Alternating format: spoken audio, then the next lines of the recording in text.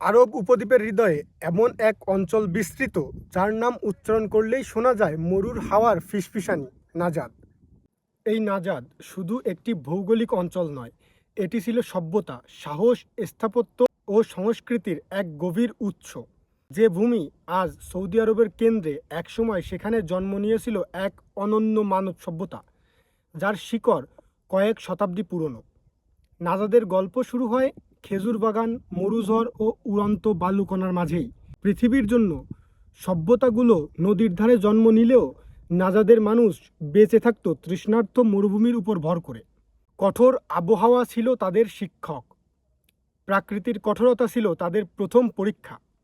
আর সেই পরীক্ষায় টিকে গিয়েই গড়ে ওঠে এক বিশেষ ধরনের নাজাদ স্থাপত্য, যা আজও পৃথিবীকে বিস্মিত করে।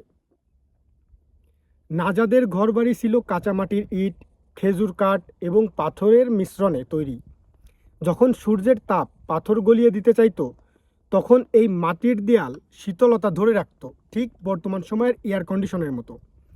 বাড়িগুলো চারকোনা, মজবুত এবং বিস্ময়করভাবে কৌশলপূর্ণ। দেয়ালের বেদ কখনো 1 হাত পর্যন্ত, যাতে দিনের উত্তাপ ও রাতের ঠান্ডা নিয়ন্ত্রণ করা সম্ভব। এবং তখন এই স্থাপত্যশৈলী তাদেরকে এই মরুর বুকে ঠান্ডা আবহাওয়া এবং শীতল করত। নাজাদের দুর্গ যেমন মাসমাক তৈরি ছিল শক্ত ও কৌশলের মিশ্রণ দিয়ে। উঁচু প্রাচীর, সরু প্রবেশপথ, ভেতরে গোলযোগের প্রতিরোধের নকশা।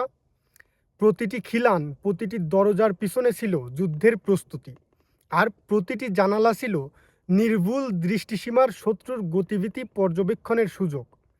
নাজাদের শহরগুলো গড়ে উঠেছিল সংকীর্ণ গলি, উঁচু দেয়াল এবং বাইরে থেকে আসা যে কোনো আক্রমণকারীর পথ জটিল করে তুলত।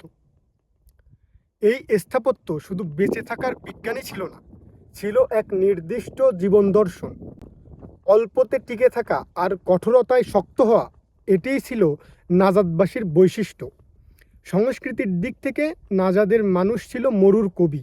এখানে বাতাসে ভেসে বেড়ায় নাবেগা, আল মুতানাব্বিদের মতো কবিদের কণ্ঠস্বর। এই অঞ্চলের সংস্কৃতিতে দৃঢ়ভাবে স্থায়ী ছিল। সঙ্গীতে ছিল আলাদা স্বর, আল আরাদা, তরোয়ালের নৃত্য, যা আজও সৌদি পরিচয়ের প্রতীক। নাজাদের জীবনযাপনের আতিথেয়তা ছিল সবচেয়ে গৌরবান্বিত গুণ। অতিথি আসা মানেই ঘরে উৎসব। খেজুর, আরবি কফি এবং একই থালায় ভাগ করে খাওয়ার মেজাজ নাজাদের মানুষের সংস্কৃতিকে গড়ে তুলেছিল উষ্ণতা আর ঘনিষ্ঠতার ভিত্তিতে। কিন্তু নাজাদের সভ্যতার মূল ছিল একটি অদৃশ্য শক্তি, মূল্যবোধ, পরিবার, উপজাতি, সম্মান, অনুগত্য।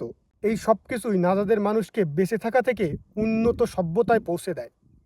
ধীরে ধীরে নাজাদ হয়ে ওঠে বাণিজ্যের কেন্দ্র।